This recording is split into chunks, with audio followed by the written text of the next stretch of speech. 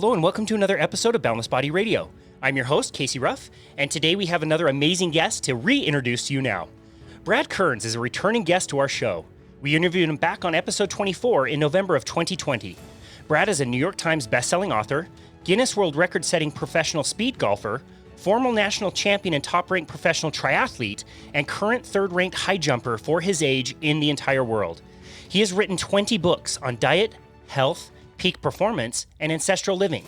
He is a popular speaker, retreat host, and is a major contributor to Primal Blueprint, along with former guest Elle Russ and Mark Sisson. He is the host of the B.Rad Podcast and the creator of the lifestyle transformation program called the MOFO Mission. His latest book is called 2 Meals a Day, written with Mark Sisson. The two of them also wrote one of my favorite books, The Keto Reset Diet, back in 2017. Brad Kearns, welcome back to the show. Oh my gosh, what a fantastic intro, Casey. And gosh, so much has happened since November 2020. We have all kinds of new, exciting things to talk about.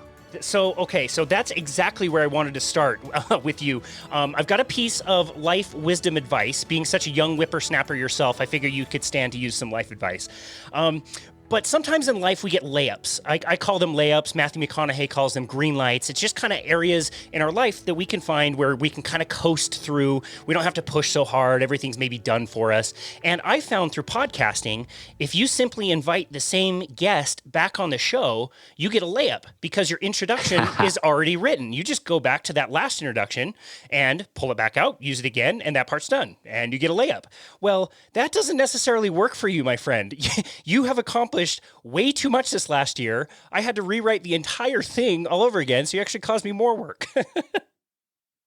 Oh my gosh, I love that term. And I also like to bring back recurring guests, especially ones that light me up and really cause me to think deeply, challenge my fixed and rigid beliefs, maintain that open mind and think critically, because just when we think we have things figured out, then we're exposed to new information and advancing science. And for me, this journey, in the ancestral health scene and getting going with Mark Sisson, we've now been writing books together for 13 years. And, there's always something that's going to blindside you and slap you in the face just when you think you know it all and you have it all figured out.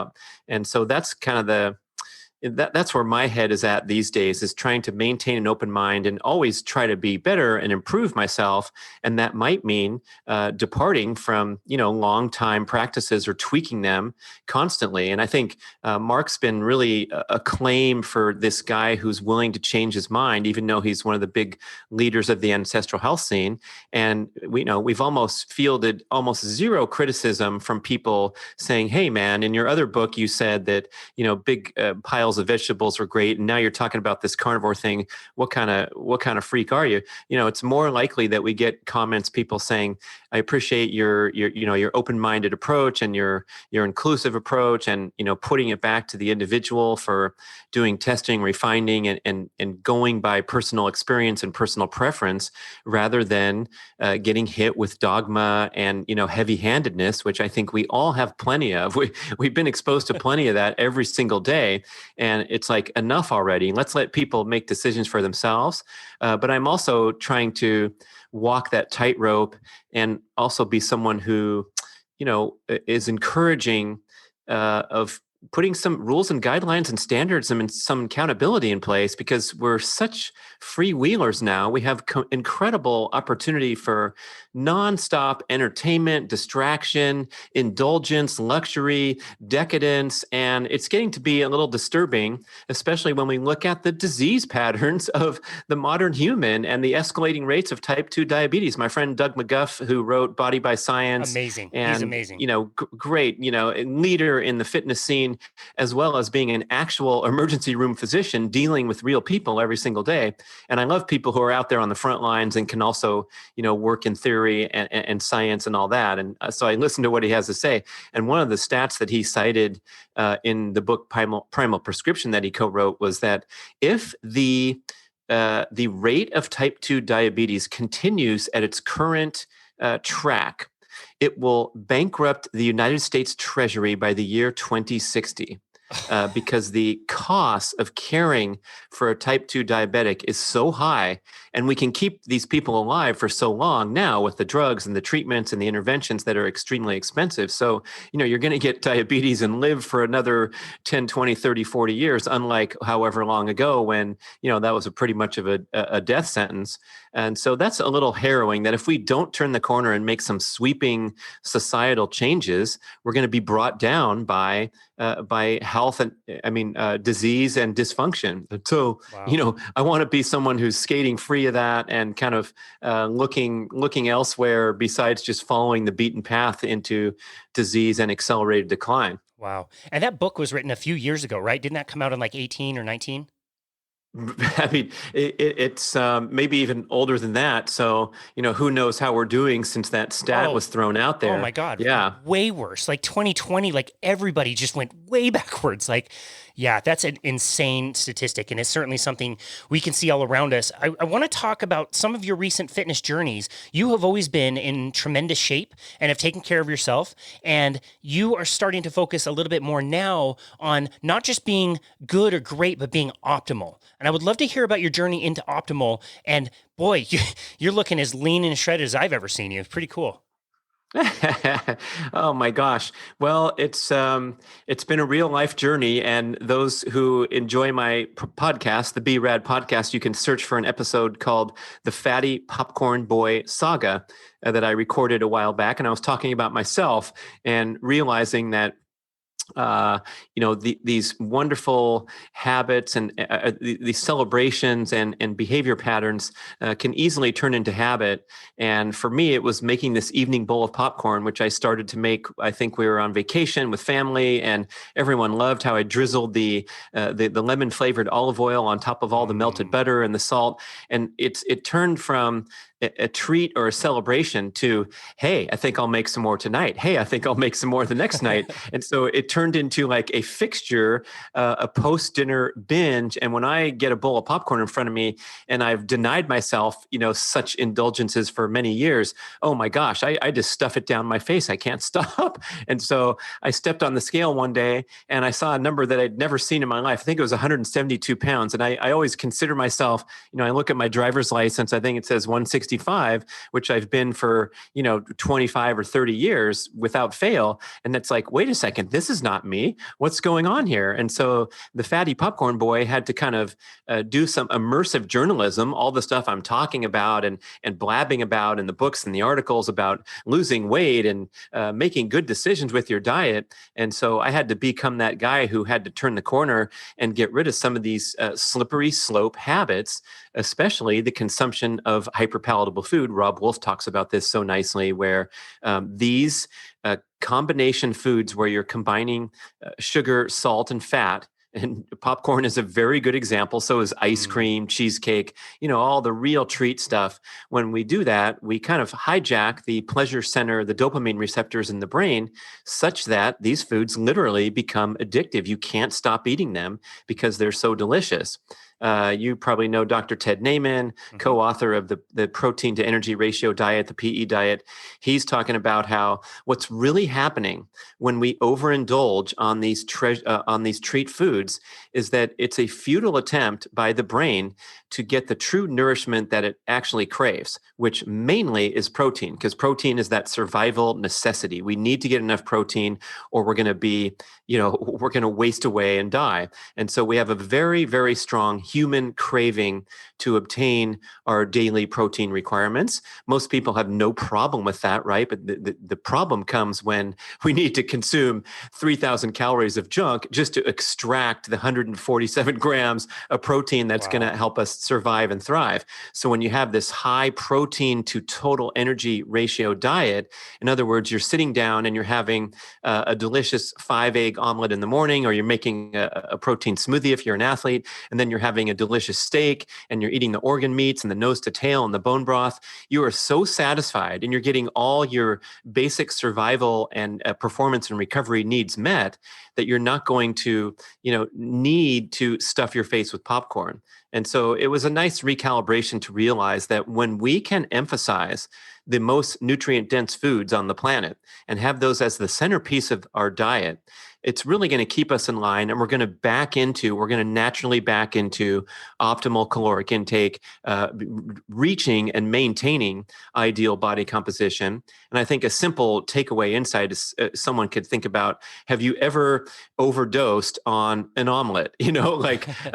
Or gee, I had 2 delicious steaks, I think I'll have a third. It doesn't really work that way, because the brain's like, oh my gosh, no, I'm completely satisfied. But we can all reference times when we had the double scoop of ice cream and then we go back and get 2 more scoops or whatever's going on. So that's been a fun journey for me, talking about some current events and current status. And I did put a post on Instagram showing, hey, look, I was able to change my body in a short time, and hopefully that's motivational and inspirational, and no one's going to criticize me for showing too much skin, because I think we also have some posturing and promoting and pandering, which I'm, kind of distasteful of, especially coming from the world of real athletics, where I'm a competitor. I've always been a competitor. And so this stuff is all calibrated toward peak performance rather than glitz and glamour. Yeah, for sure. I mean, it's interesting. I started my carnivore experiment, 30-day experiment in April of 2019. If I felt so good, I forgot to stop. So I just kept doing it. And when the pandemic hit, I started to allow more flexibility in my diet. So buns were back on burgers, buns were back on brats. I would have like a pie every now and again if I wanted one. Just kind of got a little bit relaxed and stopped feeling as good as I was before. So earlier this year, I went back onto a more strict diet. And there is such a difference between feeling good or even feeling great versus feeling optimal. Your energy is so different. And even just this weekend, like I've been pretty strict for the last few weeks, but this last weekend, I consciously decided I'm going to buy a pie. I really like apple pies. I'm going to buy this. I'm not going to feel great. I know my sleep's going to suck. I know what I'm getting myself into. But Brad, like even that was a disaster. Like I didn't sleep at all. I sweated the entire night. The next morning, like I was like full of anxiety. It was nuts. It's crazy. It's just not worth it. And so I just want to ask you, like for you, why do you choose to make the sacrifices that you need to make to feel optimal? And are those trade-offs worth it? Oh my gosh. What a great story and question. I'm kind of just reflecting on your pie story, and also the struggle that we all face to keep things in line, because the temptation is tremendous. The instant gratification, the payoff from downing that pie is also, pretty strong. But I do think we have to have that overall reflection, like you just related, that it isn't really worth it when you think about the adverse effects. Now, I can already hear the comeback stories, the naysayers saying that, I have a slice of pie and I don't feel anything. And I think what happens is we get so habituated to bad habits that becomes our normal. And so people waking up feeling kind of crappy and stumbling around and getting a cup of coffee, that's just a normal morning, and they don't think anything of it, as opposed to thinking, our genetics and our hormonal processes and our circadian rhythms are really powerfully calibrated such that we are supposed to wake up near sunrise and feel alert and energetic. We're supposed to have a desirable spike of cortisol, serotonin, dropping the sleepiness hormones like adenosine and melatonin. And we're supposed to feel awesome every single morning without fail, because we have to get up and go. We're humans. We're going to go hunt for our food or build shelter, right? In the ancestral example. And so if we can kind of step aside from cultural trends that are unhealthy and, so permeated that we think it's normal, and think of something better and think that we deserve better, that's when we can open ourselves up to more potential, and then more adherence to the rules and restrictions and guidelines that we put in place. But that getting going and building that momentum out of the gate is a really tough one. And I talk about this with my wife a lot, where until people are ready to receive the message, boy, you're going to be wasting your breath. And so listeners to the show, I appreciate you guys listening in. If you haven't turned us off yet, we're on a good track here. We're going to have some really valuable information that hopefully you'll take and get pumped up and go to town. But until that time comes where the person is saying, you know what, I want to make a change, I deserve to make a change, and I'm willing and open and ready to make the commitments necessary. If you don't have that full buy-in, you're going to have a really, really tough time. And these foods and behaviors are going to leak back into the picture. One of my examples I'm just thinking of now is watching the shows in the evening. And I don't watch much TV, but once we lock into a really good show on Netflix or whatever, it's like, wow, that was really great. And here it says the episode is playing in 9 seconds, 8, 7, 6, and then here comes a new show. And so, maybe we'll binge on, I don't know if we've ever binged more than 3 shows, but, let's say we binge on a couple shows, and I will literally, at the end of the second show, when it's bedtime, I will jump up and race to get that remote control in my hand and push the power off button, because I know that if you take me 9 seconds into the next episode, I'm going to be like, okay, well, watch for 5 more minutes. Maybe after this scene, okay, maybe some more. And it's kind of a cute example of the way that we kind of drift away from our good intentions, like getting to bed at a certain time, because the power, the cultural influence is so strong. And Tristan Harris, director of the Center for Humane Technology. This is an interesting website to hit, because they're talking about just how alluring and addictive social media is. And it's designed that way to draw you in, because these companies that put out the apps and the platforms, that's how they make money. They want to suck you in for as long as possible. And so we have to exert tremendous discipline to put our mobile devices away and engage in the dinner time conversation with the real life humans that we're there with, or on the hike or the walk that we're taking.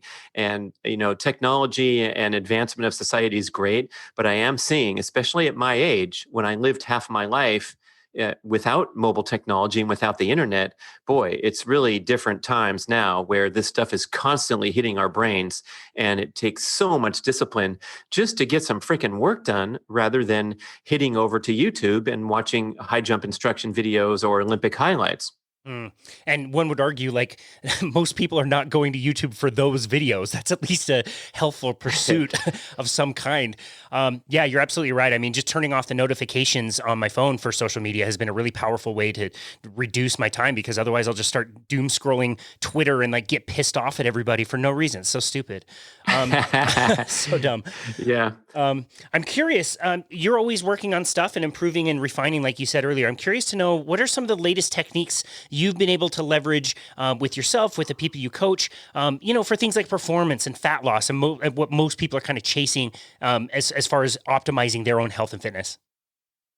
Well, we can talk about those two separate things, performance and then fat loss, and maybe performance first, because what's come to mind for me, and is really a work in progress, a challenge. I'm still not executing this beautifully, but I'm trying to back off a notch, a couple ticks on the volume meter when I go and perform my explosive high intensity workouts. Because what I've noticed is my competitive nature and my excitement and my enthusiasm for pushing my body and challenging my body with an awesome workout, you can easily overdo it, especially when it comes to high intensity. And this is a big concern, because what I see generally in the fitness world is this flawed approach, whereby it's either someone doing a whole ton of cardio that's slightly too stressful and too difficult to really be a true fat burning, health building approach, or people are immersed into the high performance world, where they're going to boot camp and spin class and step class and joining CrossFit and doing 3 or 4 sessions a week. And so these people are getting really fit, but a lot of times it's coming at the expense of their general overall health, because the workout patterns are too stressful. So when we perform high intensity exercise, really the best response hormonally and with fitness progress that you're going to get is to keep these workouts very short in duration and very explosive and powerful, with excellent technique and explosiveness throughout every single thing that you're doing in every set of the workout. But we're more accustomed to these struggle and suffer type of sessions where we go and go and go, and the latter 15 minutes of an hour-long strenuous boot camp class, everything's fallen apart, and you're just trying to hold it together, and you end the workout feeling depleted, fatigued, exhausted. You're going 9 to 12 hours later for the pint of Ben and Jerry's in the freezer. You're waking up the next day feeling stiff and sore, and all these things are indications that you pushed your body too hard. You stressed your body too much with that well-intentioned workout where you're thinking you're trying to get fit, you're trying to dig deep, you don't want to be a wuss and leave the class at halfway. But by and large, I'm going to state that if everything of that type of workout that I described, if they were all cut in half, we'd all be better off. Mm-hmm. And if you're going to cut that workout duration in half, that means when I see you going hard, you're hitting it to the point where you're getting maximum explosive potential out of the body. And that's when you get the best hormonal response. That's when you get the best fitness response, is when, you ask your body to perform maximum effort and then give it a lot of rest and recovery in between these special types of workouts, and also in between the reps or the sets in the workout. And so when I go out there and sprint, what I've been doing for 13 years was not resting enough in between my explosive sprints, because I'm such a badass. I'm an endurance athlete. I have this background in triathlon. I can recover really quickly. I can suck it up. I can go back on the starting line and do another rep and another rep. And everything feels great when I'm out there doing it. And then what happens 12 hours later, 24 to 36 hours later, I'm at work the next afternoon. I feel like hell, I have to crash out for a nap. And, it's like the pieces have fallen apart after I did this wonderful, amazing session where I got all the winning shots for my Instagram video posts. You know what I mean? So I'm kind of talking to maybe a small sliver of the overall fitness audience, but it's actually bigger than we think. Because if you think of all the CrossFit enthusiasts, all the people that are devotedly going to the high energy, high intensity workouts in the gym, I think we can all do better to shorten it up and then be more explosive and always exhibit perfect technique. So I know I'm talking a lot about this, but like when you're out there performing a sprint or performing a set of kettlebell swings for 10 seconds on and a minute off or whatever, when you start to notice your form compromised even slightly, your explosiveness go down even a tiny bit, that is time to end the workout. And that's when you will recover more quickly. And over time, you will build a better fitness base, and you'll reach your goals better if you can just take care of yourself a little bit more, rather than, torturing yourself with this flawed ethos that we see in fitness of struggle and suffer to get fit. I mean, you've already mentioned him in this discussion. Dr. Doug McGuff in the book Body by Science did such an amazing job with that message. Like, yeah, you should lift heavy weights, but no, you do not need to go to the gym 5 days a week for an hour and a half to be able to get results. It's all about that hormonal response. You're absolutely right. I mean, is this what you have referred to as micro workouts in the past? Like just a really short duration and just really paying attention to form and when that breaks down? Well, that's a really complementary strategy to honor this ideal that you don't want to crush yourself in the name of pursuing fitness and meeting your fitness goals. So if we're talking about a structured workout, I want to see all those workouts cut in half and being really high quality. So when I'm going to the track, a world-class Olympic high jumper is probably going to take 12 full approach jumps at the most in a workout. But Brad Kearns, old guy in the gray hair division, I usually take like 20 because I want to get it right. And I might be frustrated. And, on the 17th one, it was almost there, but I'm going to go take 3 more, even though I'm getting tired and I'm doing too much. And so that's where I really have to discipline myself to say, hey, man, leave some in the tank for next time. And you'll be much better off than going and doing the 17th, 18th, 19th, and 20th full approach to the high jump. So that's the description of an optimal, formal, proper workout. But then you mentioned this term micro workouts, which is the idea that you can sprinkle in brief bursts of explosive effort just in the course of everyday life, and as a great idea, great way to take a break from prolonged periods of stillness. So I have some cool videos. You can search like Brad Kurds micro workouts on YouTube, where I'm showing like, hey, guess what? There's a pull-up bar hanging over the entryway to my closet. And so my rule is during the day, if I have to go in to the supply shelf and get another stack of Post-it notes, I'll haul off one set of pull-ups. No big deal. It's not going to hurt my big workout that's planned for tomorrow, or it's not going to impede my recovery from the previous day, but I will sprinkle in a set of pull-ups here and there. And as the weeks and the months progress, it makes me a more fitter, more resilient human, because part of my day features these little tidbits that certainly don't fatigue me.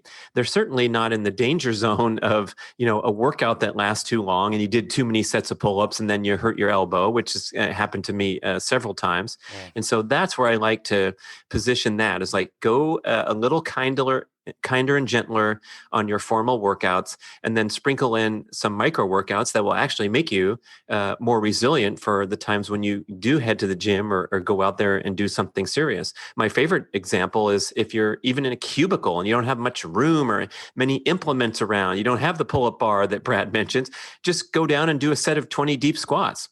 And then get right back to work. It's not gonna ruin your daily schedule and set you behind with your work tasks. And guess what? Even if you're a fit person, when you get up to 16, 17, 18, 19, you're going to start breathing heavy, and you're going to put your muscles under duress. And that's exactly what McGuff's book is talking about. I think the subtitle says something like, "Get really fit on 12 minutes a week of working out." And he's showing actual research, actual science, that an explosive, really challenging session lasting only for minutes will pay greater fitness dividend than going to the Stairmaster at the gym and watching TV for 45 minutes, where you're exercising in this moderate zone where you think the calorie burning is helping you, or something that's doing a wonderful fitness benefit if you can put in enough hours. And it doesn't really do much in terms of the main goals that people have, like dropping excess body fat and getting fitter and stronger. It's so pragmatic and practical. I mean, I notice that like on my morning walks. If I just go outside on my morning walks, there's pull-up bars, monkey bars everywhere. And it's real easy just to throw in one set and just continue the walk. It's not a big deal. I'm very curious. You made me think of your past as an endurance athlete. And we all know, the blocks of endurance training that you have to do and all the cycles that you have to do. And it's usually a very, very high volume, lots of miles, lots of time on the bike, on the run. If you had to coach an endurance athlete today, let's just say for triathlon, how would you coach them differently now than back when you were training and being coached by others? Right. Yeah. Knowing what we know now, the first thing that I would do, and I do all the time, is be a wise ass, because people will hit me up and say, "Hey, I'm training for this marathon, and I'm wondering if you can give me some suggestions." And my first suggestion is, why not make it a half marathon and call that your marathon? Back to my theme of cutting all the workouts in half. If the world cut the term marathon in half, so the true marathon was 13.1 miles, that's plenty. I mean, what more do you need? That's a super ass long way to run. And it's an incredible physical achievement to be able to complete a 13-mile run, especially in today's day and age where, a 1.3 mile effort seems to be, people don't want to park that far away when they're going to the football game to, sit there for 4 hours and jump up and down and yell.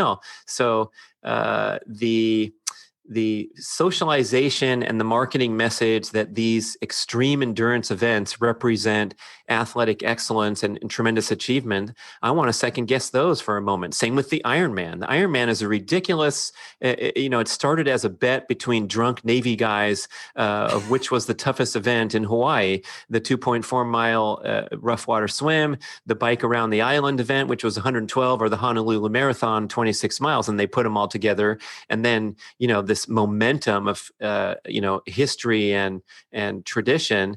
Now the Ironman is represented as the ultimate triathlon accomplishment. But most people are just walking and shuffling along for 26 miles. It's like, why not race a sprint distance triathlon where you swim, 500 meters, you bike really fast for 12 miles, and you get off and run 3 miles, and you're actually racing neck and neck with that guy in the blue suit that you've seen at the health club, and you want to kick his ass in the final sprint. I mean, that's a race. That's a competitive event. And the other thing is more like a sufferfest. And I know I'm sounding critical, and no offense to those people who are captivated by participating in the Ironman, but let's take out the corporate hype and look and see something that's more reasonable and sensible for your own life and the 3 kids that you're raising and coaching soccer, and maybe recalibrate your goals to be more appropriate.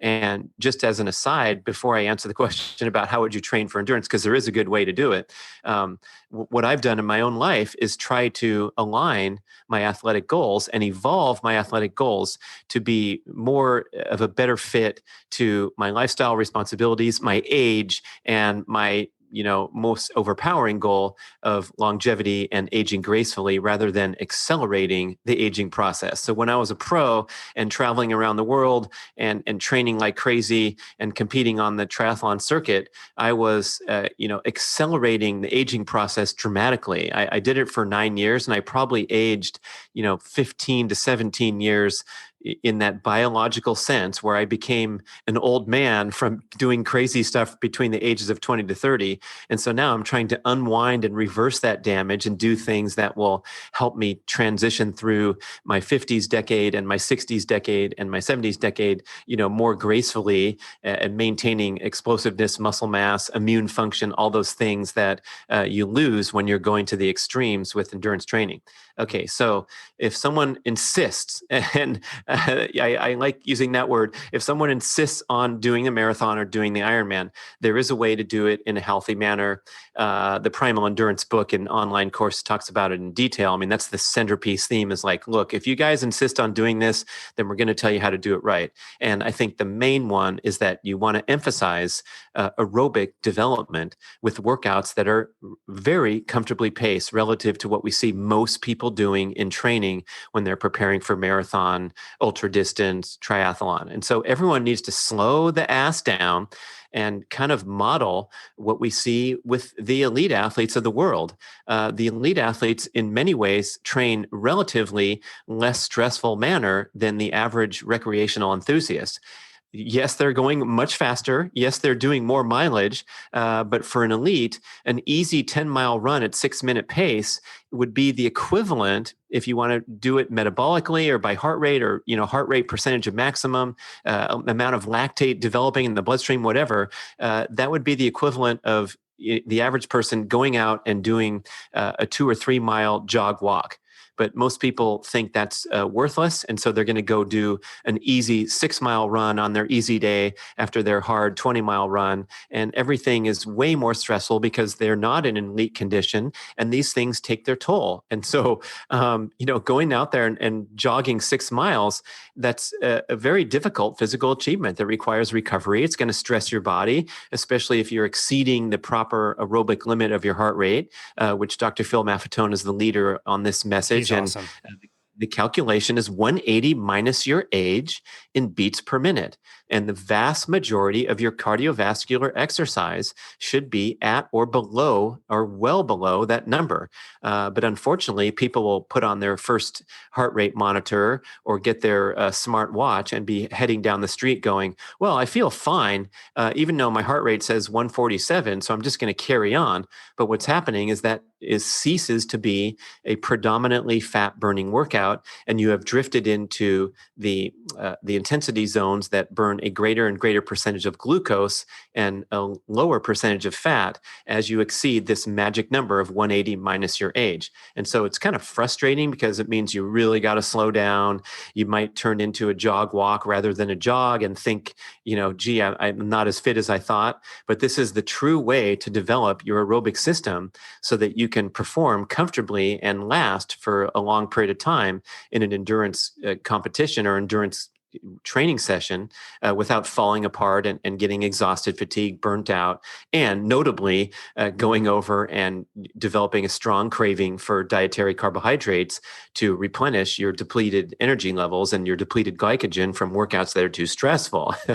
Yeah, that's so well said. I couldn't agree more. I used a metabolic cart for over a decade in my career, and we would validate that all the time. The fat burning heart rate zones and where they are is normally way lower than where most people are training. And I think that's so interesting. So interesting about the story of how Ironman started. I didn't know any of that. And as a cyclist, I would just submit that a triathlon is really just a cycling shit sandwich. Lose the swim, lose the run, go grab your bike and have a blast. Yeah, it's not a bad idea, man. You've already kind of mentioned, waking up in the morning and having a lot of energy and being alert. And I want to talk about your morning routine. In fact, we can even start by talking about your morning routine by leaving off where you left off, a good night's sleep. And so part of that is getting electronics off and getting to bed at a certain time. But what kind of other things help you set up a good morning? And what is your routine once you wake up and start your day? Oh boy, I am so excited to talk about this because it really has been something for me that's been life-changing. And what happened was now it's 4.5 years. I have this streak. I have not missed a single day, and I've performed this elaborate mobility, flexibility, core, and leg strengthening routine every morning, first thing upon awakening. And I designed it because I was noticing, back to those sprint workouts that were a little too stressful, was, I'd rest and recover and prepare for these great sessions, and I'd go out there and do it once a week or once every 10 days. And then afterward, I'd be stiff, I'd be sore, I'd be tired. And one of the reasons was the workout was too stressful, like I described. And the other one was that nothing approximated that in the rest of my weekly schedule. So I was doing, let's say comfortably paced cardiovascular workouts, slow stuff. I was doing maybe intensity that relating to like upper body sessions in the gym. And then I'd go out there and sprint and blast my legs, but it was really tough. So I said, what if I just approximated the challenge of what I was doing in these high intensity sprint and jumping sessions every day with a little sequence of moves that would, challenge my hip flexors, try to mobilize them, get my hamstrings a little more resilient to, the stress of sprinting. So I just developed some, basic exercises, and I started doing the scissor kicks and the frog legs and the leg swings. And you can see, if you're really interested, you can look on YouTube to my original morning routine that was published in 2017. And then there's a new video that describes everything. You can see the whole thing done in fast motion in 52 seconds if you don't want to get bored by the description of every move. But today it's evolved into something that's pretty darn challenging. It actually takes quite a bit of time. But because I kind of progressed in a steady and comfortable manner with the commitment, it's felt natural and easy to maintain. I don't recommend jumping into what I do every single day for someone that's not used to starting their day and devoting this kind of time, because you'd get sidetracked. It might feel too strenuous, whatever. But I built and built and built my commitment and my degree of difficulty slowly and steadily to the point where now it frames my entire day. And I believe that it makes me more focused and disciplined against all other forms of stress and distraction in everyday life, because I can reliably get up, not reach for my phone, which 84% of Americans do upon awakening. That's a recent survey from Adweek. And 46% of those 84% are still in bed when they reach for their phone. So nearly half of us are in bed reaching for the phone. And the behavior psychologists contend strongly that as soon as you reach for that phone, you transition your brain into this dopamine triggering instant gratification reactivity mode, rather than the more desirable thinking, strategic planning, reflective, morning state where we're alert, we're energized, we haven't had the stress pile up of our busy day yet. And that's when we can ponder our gratitude journal or get our to-do list out, or in my example here, do something advocating for your own health and fitness first thing before you get sidetracked by other responsibilities and exciting social media streams. Okay, so that's the key elements here are that I do it right away as soon as I awaken. And that secondly, I started small, started conservatively, and built and built and built in a comfortable manner. And so what basically how it's turned out is that, you could see my first routine where I'm doing these, those, and that, and I'm done in 12 minutes. And then over time, I'd see or think of a new workout, a new exercise, and I'd add it to the template. So it's also super important that it's the exact same thing that you do every day. So you don't need any creative energy and wonder what am I going to do next? Maybe I'll throw in some upper body chest moves, or maybe I'll do this, maybe I'll do that. No, it's 40 of these, 20 of those, 15 of those each side, switch sides, turn around. And, I show you in the video going from this to this to this, and you don't have to copy exactly what I'm doing. I have some great suggestions for anyone looking to, overcome all the problems with sitting around all day and prepare for challenging workouts with these little stretches and sequences. But the point is that it's something you can count on. You can not have to devote a lot of brain energy to, and you just kind of do it automatically until it integrates into a habit, just like brushing your teeth. So I don't think of this morning sequence as it doesn't have to be fun. It doesn't have to be judged as hard or easy or medium. It's something that I do without thinking about it. And that's been a really nice feature that's, really framed my day, because now I'm a more focused, disciplined person. I can count on myself. And then hopefully, ideally, I would leverage this type of discipline and dedication to all the other things that I'm working on, like, hey, keeping my email inbox at bay when I'm trying to work on a book manuscript or what have you. But the other awesome feature of this is that it elevates the platform from which I launch these formal workouts, because now every day I'm putting my hamstrings through a little bit of work. I'm working on my adductors. I'm working on my hip flexors. And so when I do step out to the track, it's not from the guy in the chair at the office, like a lot of people are just heading out of the office and into a CrossFit session. And oh my gosh, I love the philosophy. I love the diversity of a CrossFit workout. But there is some, we got to think about this challenge where we're not coming from the jungle into the CrossFit box. We're coming from a chair that's pinching our hip flexors at 90 degrees for hours and hours. And so that's where I contend maybe these workouts could tone down a little bit. We could sprinkle in micro workouts. We could throw in a morning energizing routine it's not too strenuous. It's not too challenging. It's not something that I'm going to dread psychologically or physically. And so you have to find this sweet spot where you're comfortable doing it every single day. And when I say start small, it could be like, look, here's your thing. Leash up the dog, take one lap around the block, and commit to doing that every single day as your first act. And then maybe when you finish, just like you described, okay, maybe now it's walk around the block and you're going to do one set of pull-ups or, step-ups on the bench, or something is going to add, and that's going to be your template. And then your template's going to increase one more notch, and then it's going to be tremendous momentum in the right direction. Wow. That's so cool, man. What a great habit that you create, like you said, that will make you more resilient and stronger for all those other tasks. That's amazing. I love how there's so much evolution in your thinking and how you've changed your opinion on so many of these things. One thing that really hasn't evolved that everybody knows to be true is that to be able to maintain a good, healthy lifestyle, you absolutely need to make sure that you're eating every 2 to 3 hours so that you don't wreck your metabolism. And that really hasn't changed. Is that right?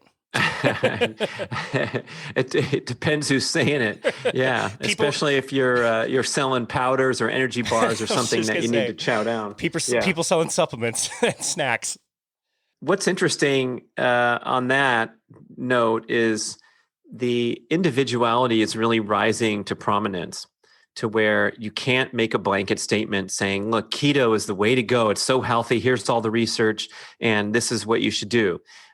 Because now as we get more refined and we learn, for some people, for example, extended fasting, which is supposed to be the holy grail of showing how badass you are, maybe it's not as optimal as getting in, a good nutritious breakfast first thing in the morning, and not adding sort of this additional stressor, metabolic stressor, to the picture of someone who's already stressing themselves with vigorous exercise, we talk about in Keto Reset Diet. Females who have low body fat probably don't need the additional stress of fasting or carb restriction, because look at them. They're already, metabolically healthy and able to burn fat well during their, aggressive workouts or their long duration workouts. And so everyone's different. And I think the main fork in the road, we're not going to discuss in this show the 10 different approaches to ancestral eating, but I think there is a big fork in the road, which is if you're carrying excess body fat, you probably have a different set sequence of decision-making parameters than someone who has a healthy body composition. Their blood values are all in line. And so their main goals are, let's say, peak performance, recovery, longevity, what have you, versus someone who, if you have to get that excess body fat off, then the approach is pretty reliable, that you're going to want to reduce your intake of refined carbohydrates. You're going to want to move more. You might be wanting to tone down your overall exercise caloric energy expenditure if it's excessive. Or you might want to throw in some of these missing pieces, which in many cases are lack of high intensity exercise. I'm talking about the Stairmaster person that goes to the gym 5 days a week and climbs, but has never challenged their body to the point of muscles burning. And then there's the other folks that might want to bail out with a fake phone call halfway through their CrossFit sessions, because that's going to actually contribute to their fat reduction goals, because their appetite hormones and their metabolic parameters are going to regulate rather than being in this extreme, overly stressful exercise pattern, which we know is correlated with eating too much food, whether it's 8 hours later or 24 hours later or whatever. Well, I'm just so glad you wrote the book that you just did, 2 meals a day, because this ridiculous notion that you have to eat frequent meals, you need to eat 6 times a day, you have to have your snacks between your meals. It's whatever you choose is totally fine, but that notion that everybody needs to do that needs to just go away and die. And so I think it's really cool that you guys, have written so many books about, what to eat, and then maybe, with fasting, it's like when to eat, but also what you're talking about in this book is like how many times to eat, and probably a lot less frequently than most people are. Is that correct?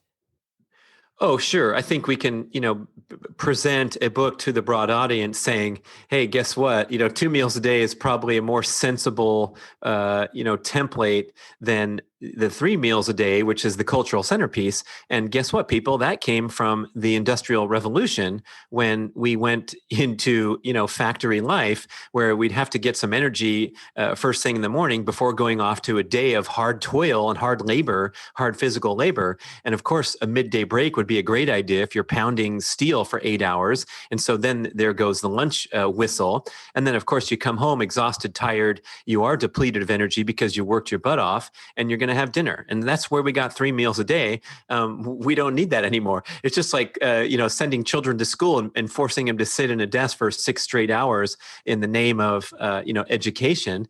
Now the kids are going out. Katie Bowman's kids are going to outdoor school. And I'm like, what's outdoor school? Right. Outdoor school is, they don't even have an edifice. They just go and meet under the tree, or they meet at the hiking trail. And it's not even a school. It's like, oh my gosh, that's an incredible, and think how much a kid can learn when they're just out there experiencing nature. And of course, they can grab a book and sit under the tree and read the book. But, we got to expand our parameters of what's normal in line with the progression of society. So, yeah, I mean, it's the subtitle should have said 2 meals a day and no snacking, because that's what we really want to zero in on, is this constant grazing, and those notions that that's kind of the way to go are framed in the carbohydrate dependency paradigm. And so actually a lot of that stuff's true. And a lot of the research out of, for example, the Gatorade Sports Science Institute is true and valid if you are a carbohydrate addicted human. And anyone can figure this out. If you go out there and, run really hard for 2 hours and forget your energy gels, you're going to collapse on the side of the trail, and you're going to wish you had that precious energy gel that costs $1.39, because as soon as you ingest it, you're going to feel great. You're going to have a boost of glucose in the bloodstream. You're going to be able to keep going. But all these ideas that we've been pounded into our brain that are so important to have your snacks in your drawer and never be without your energy bar, they're because the human is stuck in this grain-based, high carbohydrate eating pattern combined with a high carbohydrate training program where the workouts are too stressful, exhausting, and depleting. And so to escape, this is, kind of back to what the Primal Blueprint's all about, is we combine a lot of low-level movement that doesn't stimulate appetite or drain glycogen. So we're moving around, we're burning a lot of fat throughout the day. Then we're challenging our muscles to maximum output on occasion for short duration explosive sessions. And then we're eating nutrient-dense foods. We talked about that protein to energy ratio, which I love that concept. I love the carnivore-ish movement where you're emphasizing the world's most nutritious and satisfying foods and thereby consuming fewer calories to get the job done and to feel fantastic and to boost the nutrient quantity of your diet, because there's nothing, the oatmeal's gone and instead you have a bunch of eggs in the bowl. And it's just pretty simple. I think it's doable and sustainable for everybody to just kind of de-emphasize the heavily processed high calorie foods and go for the nutritious, nutrient dense foods that happen to be, the foods that fueled human evolution for 2.5 million years. So they're highly validated as effective. I just got done with a conversation where someone's physician said, well, you want to cut back on your eggs because your cholesterol's too high. Oh, and it's like, I understand that, this doctor is spouting information that's 40 to 50 years old now, and that they have no further training or awareness of nutrition necessarily just because they're a physician. So the individual is compelled to look deeper and maybe go on Amazon and search for cholesterol books from Dr. Seyfried or people that have done their life's work on this topic to say, look, guys, this is old and dated news, and this is what the reality is. I love that so much. And I'm sitting next to a paper that has carnivore scores. And I would highly, highly, highly encourage the listener, go over to Brad's website and download this. This is a great resource for thinking about the quality of different foods and thinking about like where you should put these in those meals that you eat during the day. This is great. How did you have this idea to come up with this?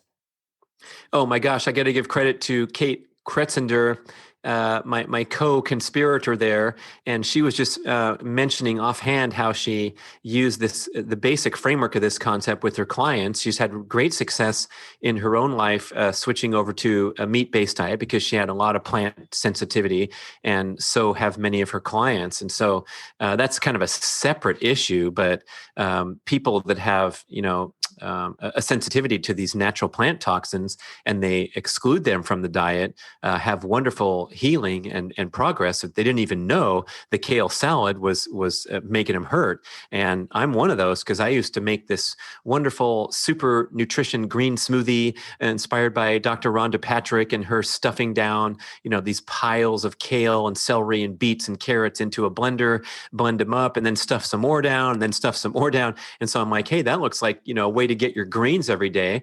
But every time I dosed myself with this wonderful nutrition smoothie in the name of health, my stomach would bloat out and expand for several hours. And sometimes I'd have these transient sharp pains and then they'd go away. But I had a big beer belly after consuming the smoothie.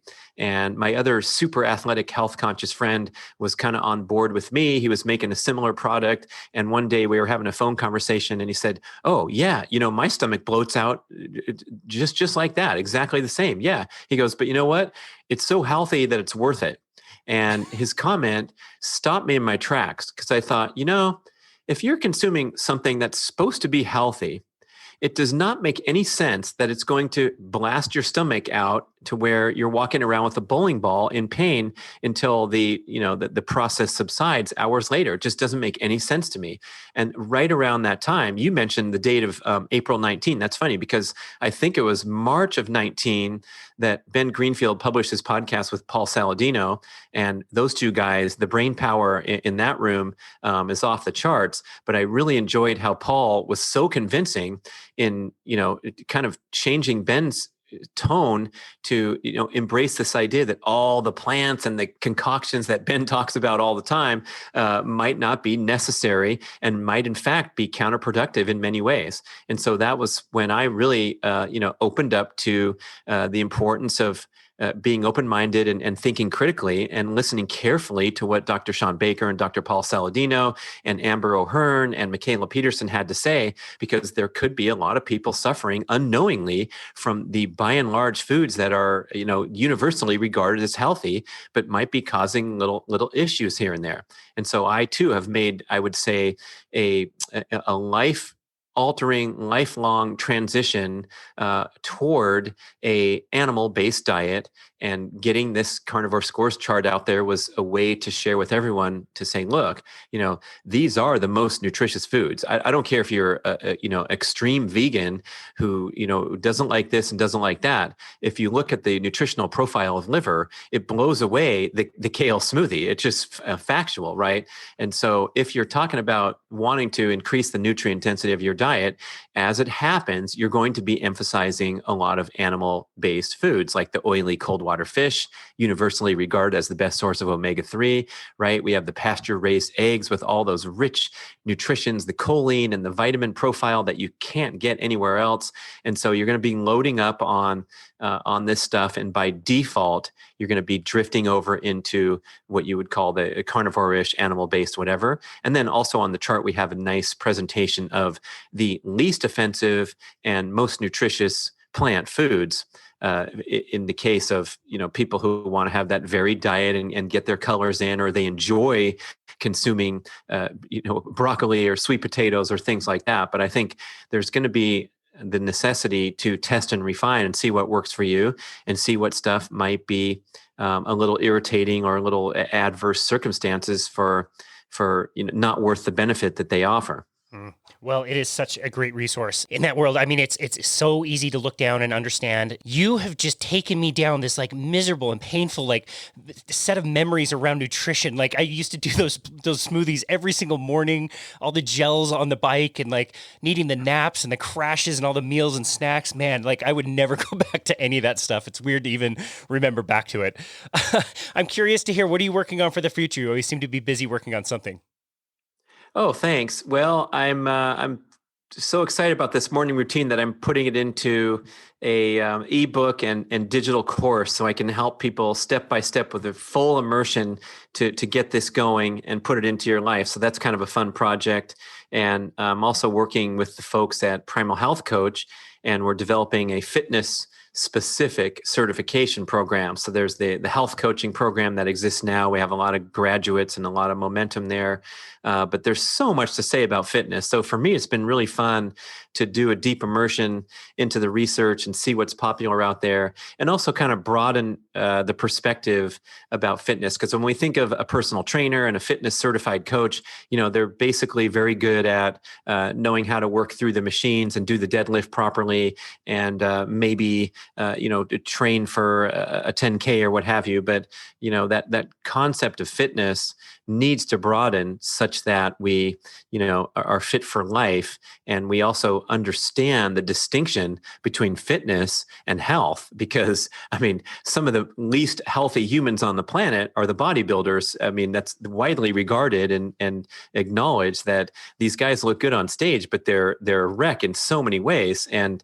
fitness and health are not necessarily aligned. And I can say myself, when I was a pro triathlete, my health was severely and extremely compromised for the duration of my career as a pro racer. And it almost had to be, because we were pushing so hard. And then we're getting to the point where, if I can do an Olympic distance race in an hour 48, that's moving pretty fast, but I want to do an hour 47. And so to go from an hour 48 to hour 47 requires, a disregard for healthy, balanced living, and an extreme, almost obsessive approach to get one more inch out of my swim stroke, and, just push the limits every which way, to the point where you're walking around exhausted, except when it's time to go work out. It's kind of a funny pattern. And interestingly, like now with the Olympics, we're seeing the toll that it takes on these athletes to reach the very highest level on their mental health. And we already know about the physical health, but yeah, it's asking a lot to go out there and perform at the elite level, and it has nothing to support your health with, unless you really, bend over backward to try to protect that as you're going for the gold. That is awesome. I'm definitely looking forward to that certification. I would love to participate in that. That would be awesome. I'm going to tweak the second to last question that we normally ask since we've already asked it to you, and that would be, what is one thing you're grateful for? I think I'm grateful for what I feel like is maturity associated with aging, where I have a more lighthearted perspective about life, and I think it makes me a better person. And I'm referencing back, I was talking about my days as a competitive athlete.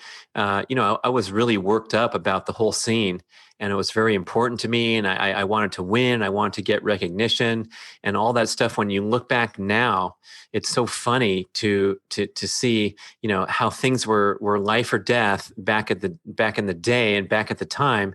And now it's just kind of, it's just life experience. You can shrug and laugh off of these things that were, extremely dramatic to you at the time. And so there's some things about getting older aren't fun, but I think some other things are really wonderful. And so I'm trying to appreciate those and not worry that, hey, I don't recover as fast as I used to in my 20s. At least I'm, maybe appreciating the experience even more, and just kind of really good at not attaching my self-esteem to the outcome of my competitive pursuits, whether it's trying to rise up in the world as a personality and a health expert, and increase my income and my prominence and all these things that kind of keep us up at night. Now it's like, whatever, man. I'm trying to get over myself and stay that way for the rest of my life. Awesome. What a great answer, and what a great way to end this conversation. Brad Kearns, I could talk to you for hours and hours, and I know you'd have the energy and endurance to do it. Where would you like people to go to find you and find your work? Thanks, man. It's great. You're a wonderful interviewer, and I think we got into a good groove, and I look forward to returning sometime. We'll have a fresh new set of questions. Maybe your listeners will write in and go, what's this guy talking about? And then we'll be able to jump into some fun stuff. Yeah. You can go look at my brand new website. It's been so fun to redesign it, and I think it's pretty tight now. So bradkearns.com is looking good. You can download that chart. At the very top, there's a little banner that says download this free chart. And there's a lot of other free material, ebooks there, videos. You can look at my morning routine and follow the B.Rad podcast. Awesome. We will link to all of that in the show notes. I do highly recommend the listener listen to your podcast and go to the website. The website does look amazing. You've done a great job. I'm going to close this one out by closing this out the way we did last time, which is to say, you're wrong about everything. There's no science to any of this. But if you just look at you and your life and your energy and your passion and your gratitude and your willingness to share, you could be wrong about everything, but why would I not just want to do everything that you're doing to have the life that you have? And I definitely think you're right about everything anyway. So we're just really so grateful for you and for everything that you've done and the time you take to share your message and be so kind about it. And we're so grateful for you for appearing for the second time on the show. And yes, we will have another one whenever you are ready. So thank you very much. Thanks, Casey. It's been an absolute honor. And this has been another episode of Boundless Body Radio.